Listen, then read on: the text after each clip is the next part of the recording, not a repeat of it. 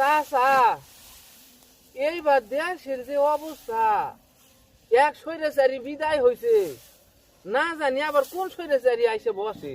আমিও তাই ভাবতেছি এইবার একটা ভালো মানুষ পাইলে আমি তাকে ভোটটা ঠিক দিতাম। কথা কইছো চাচা, আমার মনের কথা কইয়া দিছো। এইবার শুনছি জামাত ইসলাম নাকি নির্বাচন করব, আমি ভাবছি এবার ভোটটা আমি তারই দিব। আরে ভাইস্টা, জামাত ইসলামের মার্কা ডাকি। চাচা দাঁড়ি পাল্লা, আরেকটা মজার কথা কি জানো? শুনছি জামাতে ইসলাম ক্ষমতায় গেলে ইসলাম দিয়ে দেশ পরিচালনা করব।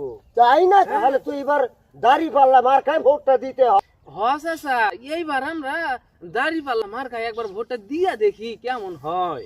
তাহলে এবার আমরা দাড়ি পাল্লা মার্কায় সবাই ভোটটা দিব। কোনো একদিন এ দেশের আকাশে কালেমার পতাকা দুলবে। তাহলে এবার একটা স্লোগান ধরি, ধরো ভাইস্টা, কৃষক শ্রমিক বাঁধো জোট, দাড়ি পাল্লা মার্কায় দাও।